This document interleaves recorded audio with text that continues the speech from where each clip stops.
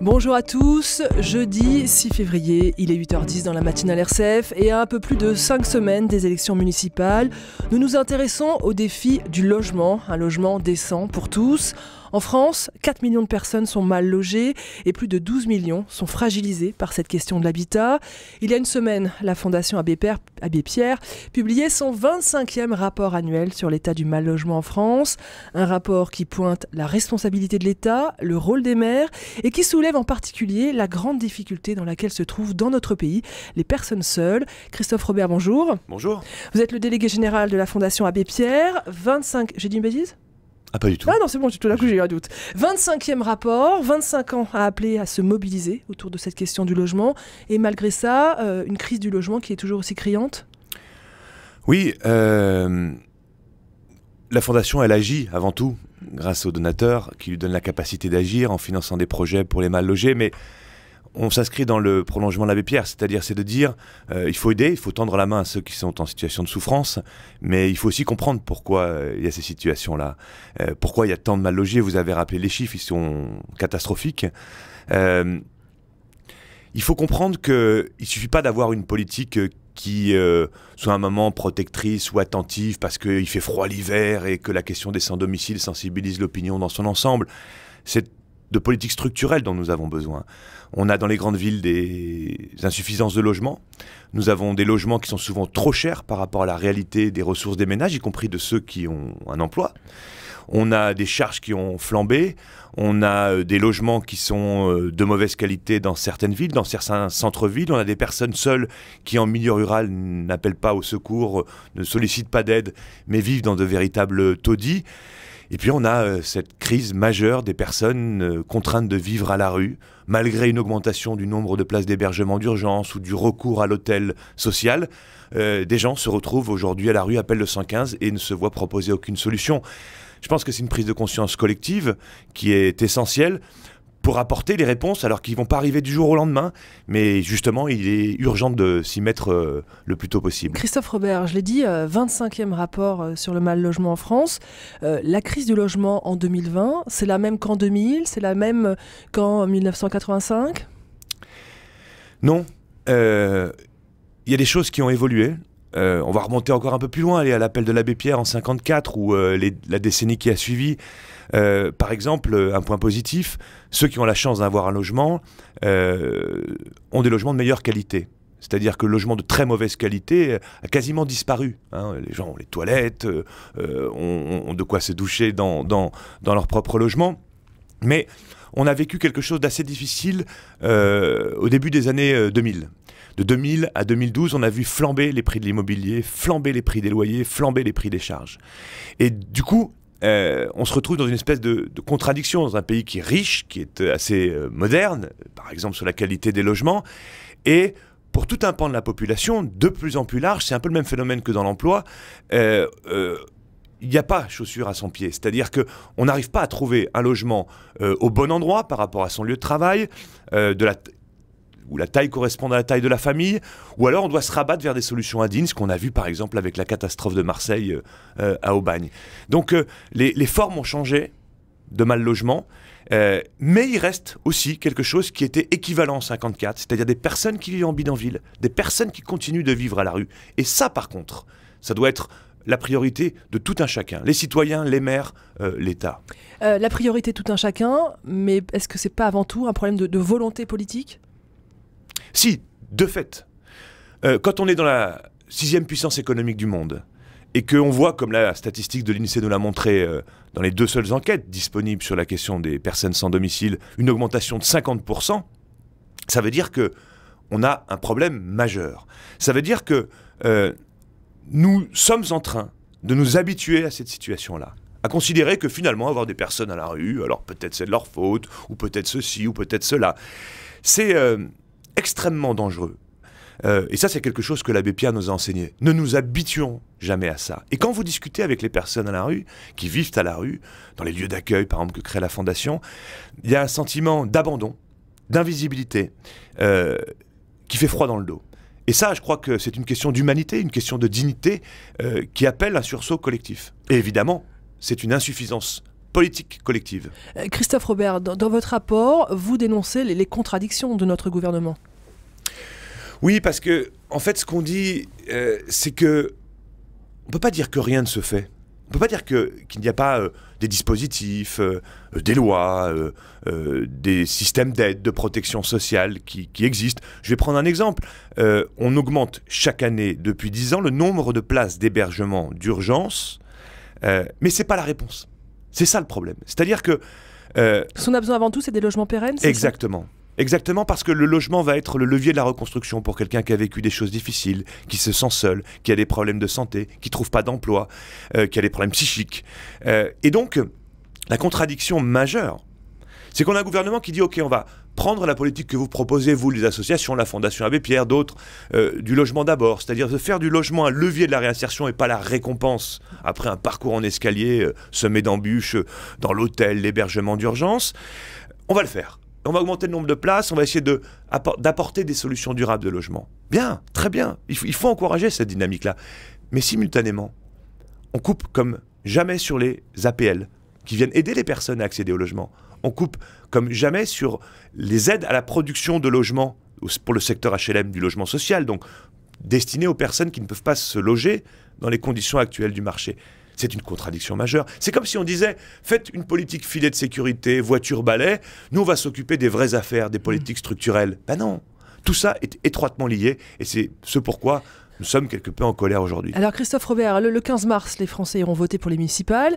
Vous souhaitez à la Fondation Abbé Pierre faire de cette question du logement un enjeu de ces élections. Vous nous expliquez pourquoi ?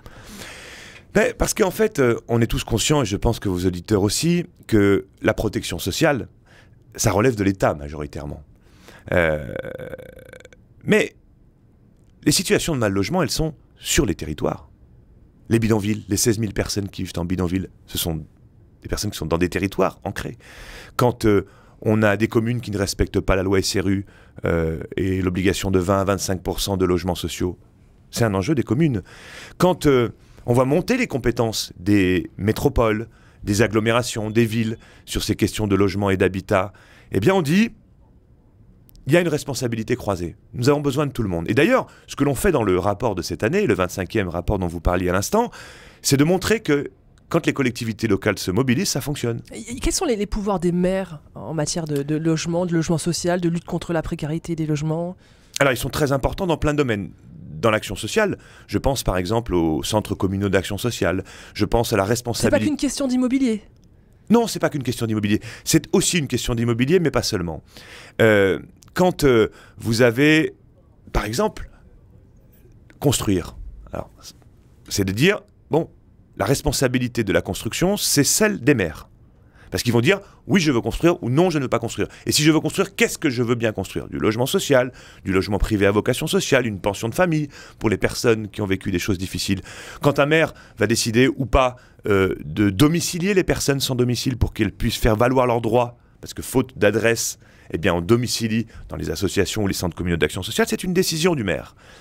Et puis, quand on a du logement indigne, le maire a une responsabilité, c'est ce qui s'est passé à Marseille. Faire des états d'insalubrité, c'est ça ? État d'insalubrité, imposer à un propriétaire marchand de sommeil qui profiterait de la fragilité des gens pour louer des logements chers mais pourris, ben, c'est pas légal. Vous avez une responsabilité. Et donc, les pouvoirs de police du maire en la matière sont possibles. La commune, c'est le bon niveau ? En tout cas, il y a une partie des responsabilités qui relèvent de la commune et de la métropole, en articulation avec l'État. Donc oui, il y a beaucoup à faire. Donc, on va prendre un autre sujet, la rénovation thermique des logements. Les enjeux écologiques. Ça, c'est pas la mairie, si ? Si, bien sûr. Vous avez la responsabilité d'intervenir. Prenons deux exemples. En 2001, la mairie de Paris dit on va s'attaquer aux logements indignes. On va intervenir sur les logements pourris. On va aussi, au passage, les rénover pour qu'ils soient plus économes en charge, pour qu'ils émettent moins de gaz à effet de serre. Eh ben, la ville de Paris dit on va s'attaquer à 1000 immeubles. En 15 ans, les 1000 immeubles ont été rénovés. Qui appartiennent à son parc immobilier. Oui, pas seulement, parce que vous pouvez préempter des logements. Vous pouvez les imposer le propriétaire de faire. S'il ne fait pas, vous avez le droit de préemption, par exemple. Vous avez des leviers d'action que nous soulevons dans le rapport, en invitant les maires à s'en saisir, les candidats à se prononcer sur le sujet. Mais quand on a cette situation à Paris, on a 1000 immeubles qui sont rénovés. Quand à Marseille, pendant 20 ans, on ne fait rien, on a la catastrophe d'Aubagne. Nous, la Fondation Abbé Pierre, on s'est porté civil dans cette information judiciaire. Il y a 8 morts quand même. Donc l'incurie d'un certain nombre d'élus à certains moments sur la question du logement, elle est fondamentale. Pareil dans la prévention des expulsions locatives. Bref, dans les quartiers populaires aussi, hein, l'implication des maires est essentielle. Et Christophe Robert, est-ce que vous avez le sentiment que les élus locaux, les maires, sont attentifs à votre plaidoyer et qu'ils vous entendent et qu'ils sont partants pour essayer de repenser la politique de l'habitat sur leur commune? Alors, on a un sentiment partagé. C'est-à-dire qu'en fait, on sait une chose. La prise de conscience, elle est là? Exactement. On sait une chose, c'est que dans les permanences des maires, quand les habitants viennent, 7 fois sur 10, c'est pour un problème de logement. Donc, c'est bien des gens, les maires qui sont en proximité, qui savent les difficultés de nos familles, des personnes seules, pour se loger convenablement. Donc ça, c'est quelque chose sur lequel nous voulons agir en quelque sorte. Après, tous les maires ne savent pas forcément comment agir. Certains font preuve de mauvaise volonté, d'autres de bonne volonté. C'est pour ça qu'on valorise les bonnes pratiques. Ils peuvent vous appeler? Bien sûr. Vous faites du conseil? Oui, mais hier j'étais à Lyon, on a rencontré plusieurs maires, présidents d'agglomération sur ces sujets. Par exemple, pour leur faire signer ce que nous proposons, la charte du droit des sans-domicile, des personnes sans domicile. C'est pas parce que vous n'avez pas de domicile que vous n'avez pas de droit. Donc on est en train de faire signer à plein de candidats, plein de maires, cette charte qui montre quel peut être le rôle du maire. Et puis il y a beaucoup de maires qui font beaucoup de choses positives, donc il faut aussi le valoriser. Et puis après il y a les questions techniques, la question du logement elle n'est pas simple. Et donc il faut que les maires puissent s'outiller de services d'urbanisme, de services du logement compétents, parce qu'il faut pouvoir naviguer dans cette complexité de la production de logements, de la réponse sociale au logement. Et puis il faut que l'État encourage les maires qui agissent dans le sens d'une résolution des problèmes. Et Christophe Robert, un mot quand même sur 2 grandes villes, hein. Vous avez cité Marseille et Paris. Est-ce qu'il vous semble que le débat politique dans les campagnes pour les municipales pour ces 2 villes est à la hauteur du défi du logement dans ces 2 villes, à Paris et à Marseille? Alors, pour l'instant, non. Nous avons invité les candidats à la mairie de Paris vendredi. C'est pour ça que nous provoquons ces rencontres. Quand on a invité vendredi les candidats à la mairie de Paris, c'est justement pour qu'ils se collent au sujet. Pour que les équipes de campagne travaillent sur ces sujets, qu'ils fassent des propositions, que nos concitoyens sachent quels sont les projets politiques dans nos villes. Alors, ça l'est insuffisamment parce que ce problème du logement, il est complexe. Dans le sens où vous avez un mandat de maire qui dure 6 ans, mais la transformation d'une ville par le logement, dans une logique par exemple plus sociale, ça prend plus longtemps. Mais c'est tellement fondamental, la question du logement, sur la question scolaire, sur la question du vivre ensemble, sur la question de la santé, sur la question du lien avec l'activité économique. Donc vous avez dit non aussi. à Paris et à Marseille. On en parle un peu plus quand même?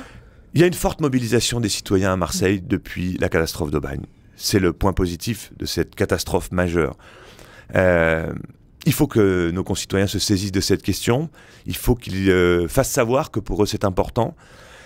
Aujourd'hui c'est insuffisant, mais nous avons bon espoir que, comme ça se passe par exemple en ce moment en Allemagne, comme dans d'autres pays européens, la question du logement soit saisie par les citoyens pour que nos responsables politiques soient attendus au tournant sur ce sujet-là. C'est quelque chose que nous souhaitons. C'est pour ça que nous allons déployer notre rapport dans différents territoires dans les semaines qui viennent pour aller à la rencontre des candidats et leur suggérer des politiques plus volontaristes dans le domaine. Christophe Robert, mardi, il y a près de 500 personnes qui ont été évacuées à Port de la Villette, dans le nord de Paris, où elles vivaient sous tente. Hein. Cette opération, elle fait suite à celle organisée Port de la Chapelle et à Saint-Denis en novembre dernier, puis Port d'Aubervilliers aussi en janvier. Quel regard vous portez sur ces opérations d'évacuation des squats et des bidonvilles? Vous savez, il faut aller faire un tour dans ces campements pour mesurer la violence sociale que ça représente quand vous venez de fuir la guerre, la misère, la persécution, et vous vous retrouvez sous une tente avec 1500, 2500 personnes à côté de vous. Plusieurs choses. D'abord, laisser les personnes dans cette condition-là, c'est pas acceptable. Donc il peut y avoir une intervention, elles sont souvent nécessaires. Mais pour aller vers quoi? Pour déplacer le problème plus loin, je vais vous prendre juste un exemple. La France a des responsabilités, comme tout le monde, vis-à-vis du droit international pour accueillir dignement les personnes en situation de demande d'asile. En France, aujourd'hui, vous avez un demandeur d'asile sur 2 qui n'a pas de réponse dans le système d'accueil, d'hébergement destiné aux demandeurs d'asile. Une personne sur 2. Et c'est là où aussi on a des contradictions. Un président de la République qui dit qu'il faut accueillir dignement, c'est notre responsabilité vis-à-vis des accords de Genève, etc. Mais dans le budget 2020 de la nation française, 0 € pour créer les places manquantes en centre d'accueil pour demandeurs d'asile. Alors que depuis plusieurs années, on était sur un rattrapage parce que nous étions en retard. Il ne suffit pas d'avoir des mots sur la dignité. Il ne suffit pas d'avoir des principes. Il faut concrètement que les réponses derrière soient proposées. Donc là, on a une contradiction majeure. Nous devons avoir des réponses en matière d'accueil des demandeurs d'asile dignes, comme la loi nous l'impose et comme la dignité nous l'impose. Christophe Robert, c'est quand même un problème pour les villes, cette question des bidonvilles. Est-ce qu'il y a une méthodologie pour gérer ça? C'est sans doute un des points positifs de ces derniers mois. Je vais vous dire, dans notre rapport, nous prenons des exemples de villes qui se sont mobilisées pour résorber des bidonvilles et apporter des réponses durables en logement pour les personnes de ces bidonvilles. Ça marche. Ça marche. La délégation interministérielle à l'hébergement, qui a en charge la politique du logement d'abord, dont on parlait à l'instant, vient de se voir son budget doublé, de 4 à 8 millions d'euros, porté par le ministre de Normandie, pour la résorption des bidonvilles. Il faut y aller. Il faut y aller. On sait très bien que ça marche. De toute façon, ce sont des personnes qui sont dans ces bidonvilles qui sont là par défaut. À partir du moment où vous tendez la main, vous construisez un projet, en termes de logement, en termes d'emploi, en termes d'insertion, ça fonctionne. On a un exemple très bon dans le rapport à Metz, le bidonville du Débonnaire. On s'est engagé aussi, la Fondation, on a financé aussi des actions avec d'autres. Ça fonctionne. Les personnes aujourd'hui sont dans du logement, sont insérées, sont dans les bonnes conditions pour pouvoir trouver leur place dans la société française. Ça fait plaisir. Merci Christophe Robert de terminer sur cette note positive. Le 25e rapport sur l'état du mal logement en France est publié depuis une semaine. On mettra le lien, bien sûr, sur la page de la matinale. Merci beaucoup Christophe Robert d'avoir été notre grand invité. Merci à vous.